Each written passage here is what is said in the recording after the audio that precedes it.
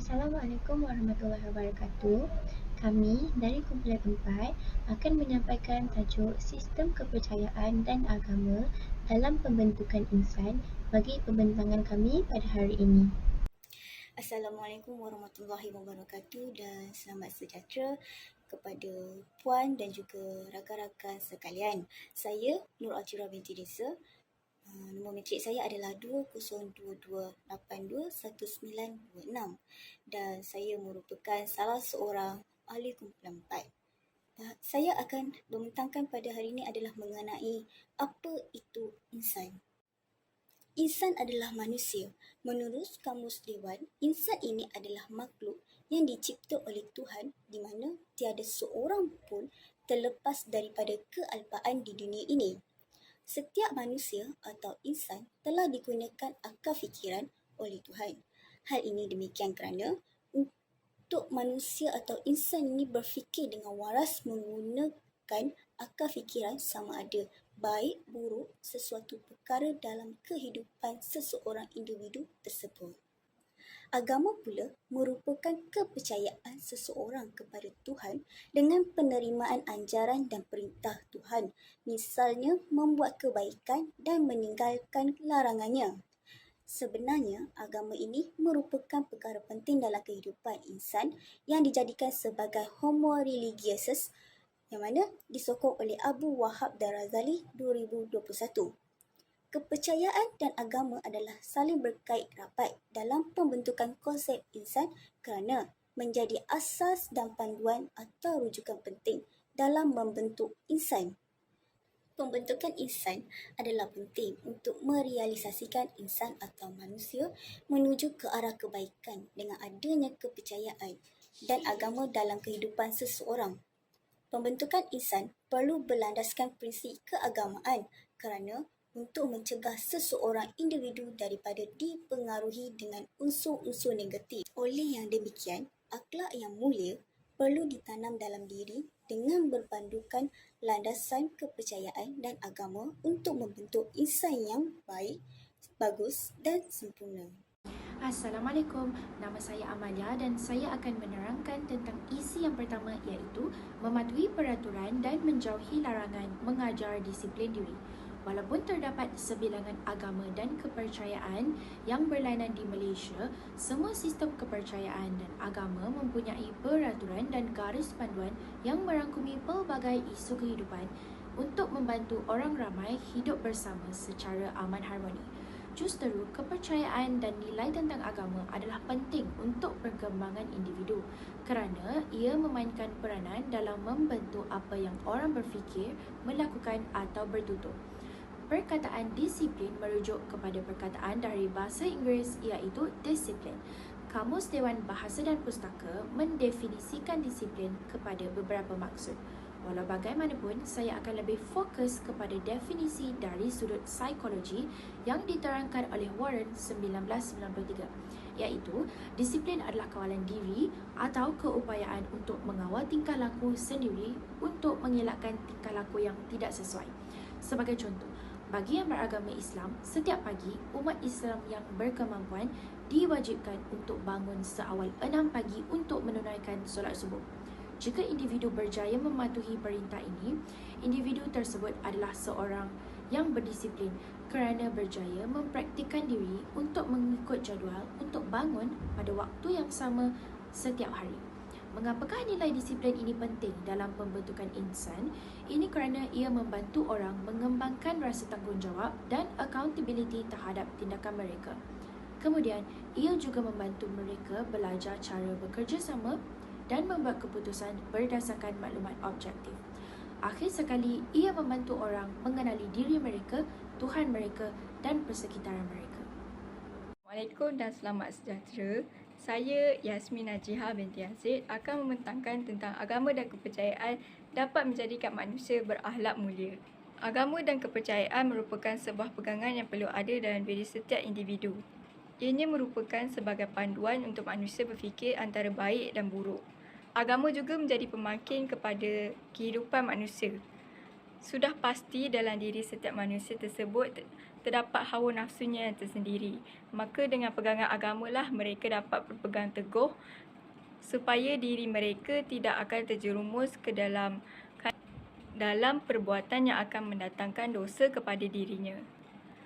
Sebagai contohnya, sebagai seorang pemimpin yang sentiasa berpegang teguh kepada agama dan sentiasa hidup berpandukan agama, maka mereka akan sentiasa cenderung untuk mengamalkan sikap kerja yang profesional dan amanah. Pemimpin yang sebegini sudah pasti akan melaksanakan tugas kerja mereka tanpa sebarang salah guna kuasa seperti pecah amanah dan rasuah. Akhir kata, hanya dengan berpandukan ajaran agama sahaja, kita dapat hidup dalam ketenangan dan keberkatan sama ada di dunia dan juga di akhirat. Agama juga melarang kita dari melakukan sebarang perkara yang akan mendatangkan dosa kepada dirinya. Maka dengan itu, agama menjadi benteng kepada diri kita. Sebagai seorang manusia yang mempunyai pegangan agama, kita haruslah sentiasa hidup dalam berpandukan amanah agama yang telah ditetapkan untuk. Selamat sejahtera, saya ialah Eva Edina Lara, anak perempuan Zairi, akan membentangkan isi saya iaitu membentuk jiwa dan diri yang bersih. Agama dan kepercayaan dapat membentuk jiwa seseorang manusia hidup dalam ketenangan dan keamanan. Jiwa terbentuk dari bahan yang halus, dari cahaya. Ia dapat bergerak dengan sangat pantas. Jiwa itu percampuran dari nafsu, akal dan angan-angan manusia. Manusia hanya memfokuskan jiwa dan minda mereka untuk kesenangan sementara di dunia ini tanpa memikirkan untuk mendekatkan diri dengan Tuhan atau agama masing-masing. Dengan berpandukan kepada ajaran agamalah, ia membolehkan manusia menyedari yang mana benar dan mana yang salah. Dengan agama jugalah, ia membolehkan manusia sentiasa hidup dalam harmoni, tenteram dan berdisiplin. Kita bukanlah seperti haiwan yang hidup bebas tanpa peraturan. Dalam diri manusia sudah semestinya ada nafsu yang sentiasa mengajak kepada keburukan. Jadi agama ialah cara paling berkesan dalam mengekang hawa gelora nafsu. Maka agama memainkan peranannya yang amat penting. Apabila agama menjadi perkara paling penting dalam hidup kita, maka sukarlah untuk nafsu dapat menguasai dan menjerumuskan manusia ke lembah yang bertentangan dengan kehendak agama. Maka dengan adanya agama, manusia dapat mengubah dan membentuk diri menjadi lebih baik dan bersih dari segala kotoran dunia. Assalamualaikum, saya Siti Nurfaiza dan saya akan menyambung dengan isi yang seterusnya iaitu mengamalkan pendekatan dan kepercayaan kepada Tuhan. Pada zaman moden yang semakin meluas dengan maklumat-maklumat yang boleh diperolehi di mana-mana media platform seperti media sosial, akan berlakunya kekeliruan ataupun perbezaan pandangan atas sesuatu perkara. Manusia dilahirkan bebas dan dapat memilih untuk menjalani hidup mereka dengan apa cara yang mereka inginkan. Ada yang memilih untuk mengikuti peraturan yang ditetapkan oleh agama dan ada juga yang memilih untuk mengabaikan nasihat keagamaan. Hal ini sering menimbulkan konflik dan kekeliruan di antara kelompok manusia kerana setiap kelompok memiliki pandangan yang berbeza tentang apa yang terbaik buat diri masing-masing. Sebagai contoh yang dapat diambil daripada orang Muslim, mereka memiliki dua cara yang berbeza dalam memahami sesuatu perkara, iaitu dengan cara Quran mengajar dan cara seseorang Muslim itu belajar mengikut para ulama. Oleh itu, terkadang dua cara untuk memahami sesuatu hal itu boleh mengelirukan. Oleh itu, amat penting bagi setiap individu untuk mengamalkan pendekatan dan kepercayaan kepada Tuhan kerana bukan sahaja untuk mengharmonikan kehidupan seharian, ia juga dapat mewujudkan perpaduan sesama manusia.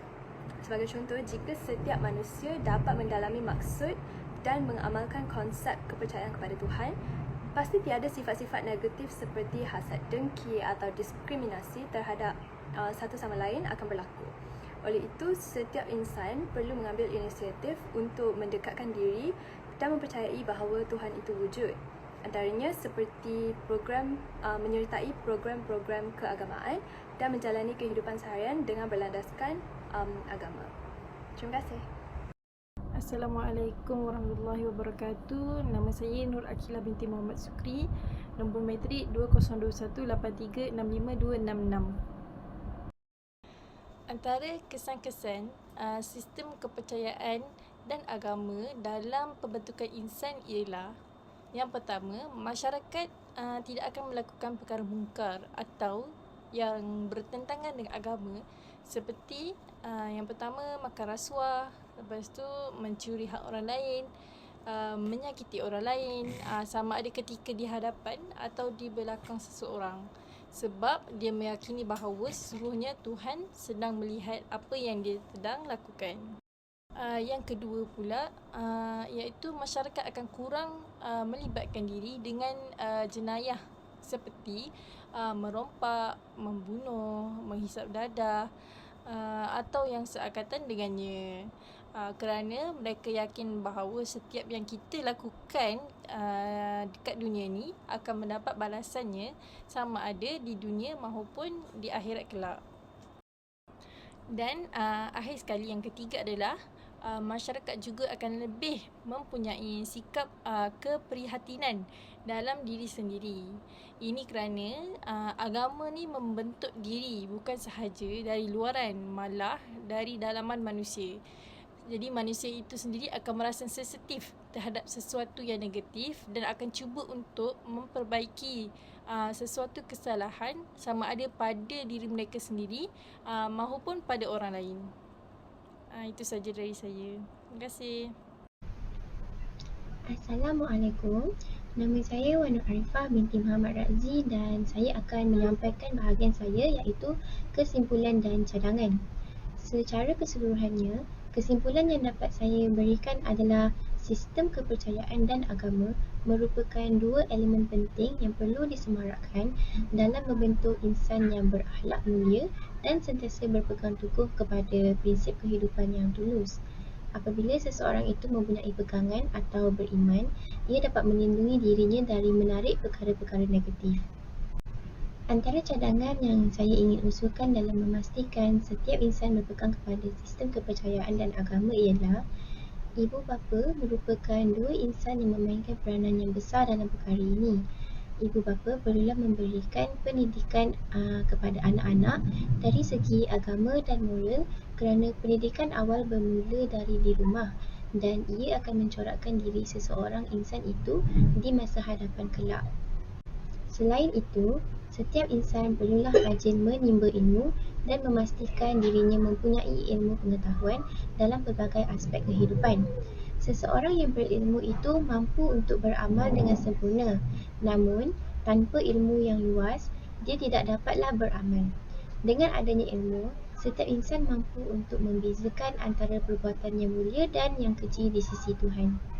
Cadangan yang terakhir yang bagi saya sangat penting dalam pembentukan insan yang berakhlak mulia ialah mengamalkan dan mementingkan nilai-nilai murni dalam kehidupan seharian. Seseorang itu haruslah bernilai murni dengan semua perkara, termasuklah diri sendiri, masyarakat sekeliling, binatang dan alam sekitar. Antara nilai murni yang boleh diamalkan ialah bersikap bertoleransi, jujur dan amanah, saling bermaaf-maafan, belas kasihan dan kasih sayang. Maka sampai di sini sahaja dan semoga penyampaian kami hari ini dapat memberi manfaat kepada semua. Sekian, terima kasih dan Assalamualaikum.